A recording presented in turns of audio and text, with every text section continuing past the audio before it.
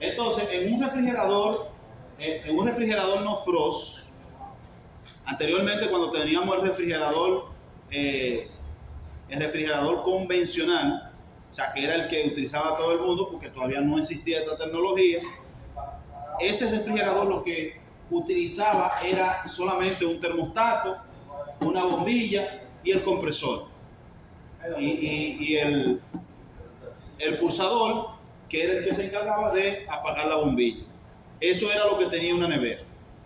Y la nevera se llenaba de escarcha y luego tú tenías que desconectarla. También se llenaba de agua, la bandeja se llenaba de agua, una bandeja que estaba debajo del evaporador, porque como el evaporador se llenaba de escarcha, cuando se iba la energía eléctrica, el equipo estaba en reposo por temperatura, entonces se empezaba a aguar y se llenaba esa bandeja de agua. ¿Entiendes? Entonces, esa bandeja se llenaba de agua y había que sacarla. La tecnología con timer o la tecnología no frost, las neveras no frost, vinieron a corregir, en primer lugar, que la nevera no hiciera una escarcha que fuera molesta.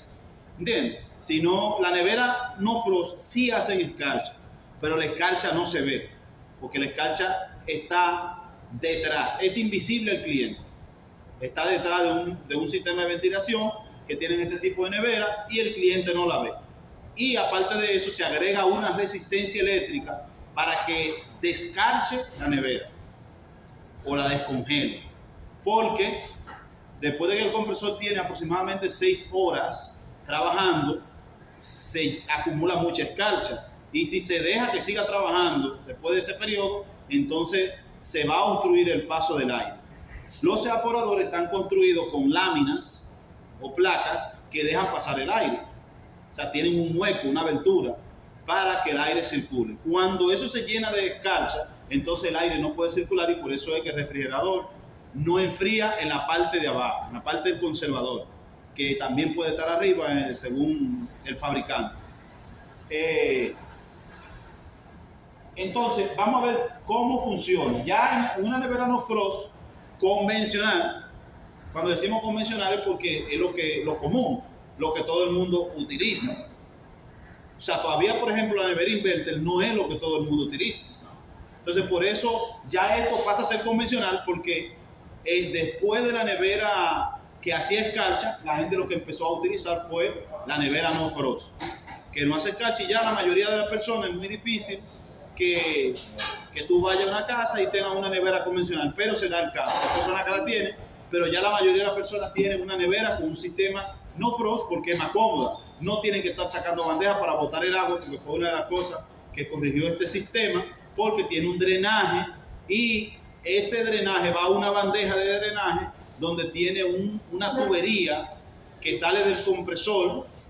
Al salir del compresor lleva gas caliente y esa temperatura que tiene esa tubería se aprovecha para evaporar esa agua. Y ya el cliente no tiene que estar sacando la bandeja y botando el agua, sino que ya eso se hace automáticamente por el sistema que tiene el equipo. El sistema de desecho del agua, o sea, de cómo se va a deshacer de esa agua de condensación, esa agua de condensación que se acumula. Entonces, los dispositivos que conforman a una nevera no frost, los dispositivos eléctricos, son los siguientes. Está el timer. ¿Cuál es el trabajo del timer? El trabajo del timer es dividir el circuito en 2 ciclos. Un ciclo de enfriamiento, donde el motocompresor está funcionando, y un ciclo de descarche. Este timer cuenta con un motorcito que está interno, que es el que se encarga de mover un engranaje parecido a lo de los carritos de cuerda. Te daba cuerda y el carrito corría porque ya venía, o sea, te daba la cuerda y entonces ya el engranaje hacía que el carrito se moviera. Entonces, lo único que acá en este engranaje que se tiene acá, quien mueve ese engranaje es un motorcito pequeño que tiene el timer. Ese motorcito trabaja con 110 voltios, o sea, se le suministran 110 voltios. Entonces, como tiene un motorcito, tiene dos entradas, porque para que el motorcito funcione tiene que haber un circuito cerrado. ¿Entiendes? Por lo que va a utilizar una línea y el neutro. Y esas son las entradas del timer. Que en este caso, en el caso de este tipo de timer, las entradas son el número 1 y el número 3. Cuando entramos en el número 1 y el número 3, ya el timer empieza a trabajar. Si le suministramos voltaje, ahí ya el motorcito está encendido. Ahora, del 1 al 2 y al 4, este conjunto aquí, tienen aquí hay un contacto que está normalmente cerrado, que es del 1 al 4, y un contacto que está normalmente abierto, que es del 1 al 2. O sea, aquí hay como un interruptor doble. Vamos a verlo así. Hay un interruptor doble que va a interrumpir el compresor cuando esté cerrado el 1-2 y va a interrumpir la resistencia cuando esté conectado el 1-4. ¿Ven? O sea, los rodamientos, el engranaje del timer va a ir dando vueltas y dando vueltas y dando vueltas hasta que cambie de ciclo. Y así se va a mantener aproximadamente. Esos ciclos tienen un tiempo de la siguiente forma. El tiempo de enfriamiento, el tiempo en el que el motocompresor se mantiene encendido, es aproximadamente de 6 horas. Eso puede variar dependiendo del fabricante y dependiendo la configuración del evaporador. Porque si el evaporador tiene la lámina muy separada, pues va a durar más tiempo para llenarse de escarcha. Si la tiene más junta, se va a llenar de escarcha más rápido. Y dependiendo de eso, entonces ellos le colocan un timer con una duración de aproximadamente 6 horas, 9 horas, dependiendo del fabricante. El tiempo de escarcha no es mucho, porque no queremos que aumente demasiado la temperatura ahí, solo queremos derretir un poco el exceso de hielo para que el equipo no se entapone y evite la circulación del aire. Entonces, la resistencia suele durar en esos equipos 26 minutos encendidos. 26 minutos, quizá en algunos 30 minutos, va a depender del fabricante, de cómo se haya diseñado el equipo. Entonces, ¿cómo funciona? Acá el timer, el voltaje, la línea, acá vamos a conectar el neutro al 3, se fijan, viene el neutro aquí, ven, está entrando al termostato, que les voy a explicar ahora la función del termostato cuando termine aquí con el timer. El timer se alimenta en el 1. En el 1 vamos a introducir la línea y la línea va a salir por el 4 al compresor y por el 2 a la resistencia eléctrica. Ven. Entonces, el termostato, que es otro dispositivo de control en este circuito, lo que va a controlar el termostato es la temperatura del conservador. O sea, el timer va a controlar los ciclos de enfriamiento y de descarga para que el evaporador no se llene de hielo, no se llene de descarga. El termostato lo que va a controlar es la temperatura del conservador. ¿Cómo? Ese tubo capilar que tiene un refrigerante. Ese tubo capilar va a estar en contacto con la temperatura que tiene el conservador. Entonces, cuando el conservador del refrigerador haya llegado a la temperatura deseada, él va a abrir el circuito. Los termostatos vienen con un contacto normalmente cerrado.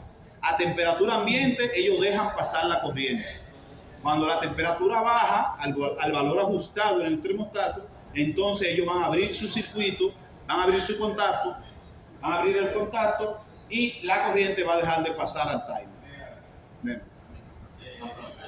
Si el termostato en dado caso bota el gas que tiene, no funciona. No funciona. Ya no sirve. No sirve porque lo que hace la fuerza, o sea, eso tiene un diafragma. Hay que el diafragma, por ejemplo, el diafragma que nosotros tenemos lo que hace es esto. O sea, se flexiona, permitiendo, impulsando y succionando el aire. Entonces, lo que hace el diafragma que tiene el termostato a donde llega el refrigerante es eso. Va a bajar y va a subir, desconectando y conectando el contacto eléctrico del termostato. Entonces, si se rompe la tubería, el tubo capilar, pues ya no va a tener ese gas que le va a hacer presión al diafragma, ya no va a haber presión. No sirve. Por eso hay que tener cuidado instalando un termostato de no ir a romper esa tubería, el secapilar. Si se rompe ya no sirve. Entonces, el termostato se va a encargar de controlar la temperatura del conservador.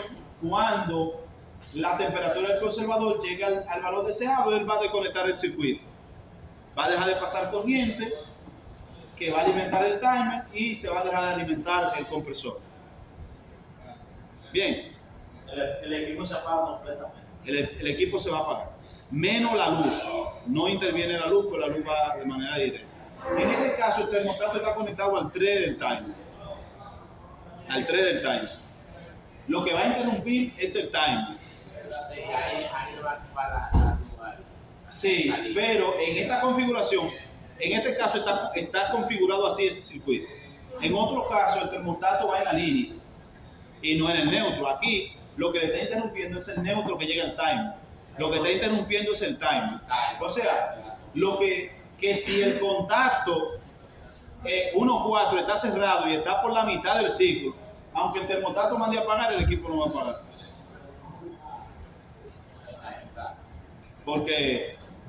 Porque lo que interrumpió fue el timer se va a quedar ahí. ¿Entiendes? Entonces cuando el timer accione, entonces sí se va a apagar. Ese diseño, por lo que ese diseño no es el más común. No es el más común. Pero es bueno que ustedes lo vean todo porque algunos fabricantes lo hacen así. Ahora, cuando usted vaya a instalarlo, lo recomendable es que usted instale en la línea. Que usted interrumpa el que va al 1, la entrada. ¿Ya me entiende? Que usted interrumpa la entrada. O sea, el que se interrumpe, porque ahí sí es más preciso. Se va directamente al 1. Sí, correcto. Porque así, si se interrumpe por temperatura. Porque, por ejemplo, imagínense que está en el ciclo de descarche y que va por las 3 horas, más o menos. Va por 3 horas. Pero ya el equipo tenía 6 horas que había trabajado, entró en descarche y va por 3 horas del segundo ciclo de enfriamiento. El termostato sensa que en el conservador se llegó a la temperatura deseada, va a desconectar el neutro del timer. ¿Qué va a hacer el timer? Va a dejar de correr, pero se va a quedar parado ahí en el 4. Y no va a apagar el compresor. El compresor va a seguir encendido. Pero es bueno que ustedes vean cosas como esta para que ustedes sepan cómo hacerlo mejor. Usted está diciendo que está diciendo, en el termostato también, mayormente viene también conectado a la línea 1. En la línea y no en el neutro. O sea, el termostato es un interruptor. Los interruptores no suelen interrumpir el neutro, sino la línea. ¿Ven? Pero hay algunos fabricantes que lo ponen así porque a ellos les pareció mejor así. Interrumpe el neutro. Aquí está interrumpiendo el neutro que llega al timer. Bien. Entonces, vamos a continuar. Acá tenemos ya, entendieron el termostato, ¿verdad? Entendieron el timer. Bien, entonces la bombilla solo va a ser interrumpida por el pulsador. Se fijan, la línea de la bombilla viene aquí, ven, llega hacia el interruptor y del interruptor va hacia la bombilla. ¿También? Va hacia la bombilla.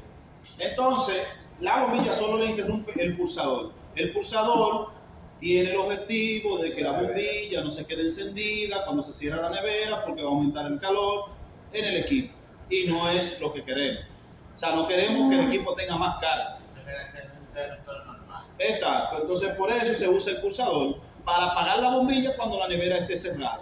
Cuando la abrimos, pues se enciende, pues nosotros necesitamos luz. Si abrimos la nevera de noche, necesitamos poder ver lo que vamos a tomar o lo que vamos a introducir en la nevera.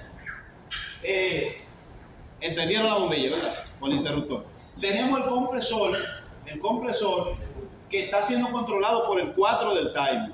Ven, cuando esté saliendo un voltaje por el 4 del timer, el compresor va a encender porque el neutro viene directo al compresor. Ven, el neutro es un común, viene al timer, o sea, viene el neutro aquí, esa es la línea neutral. Entonces viene acá al termostato, del termostato al 3 del timer.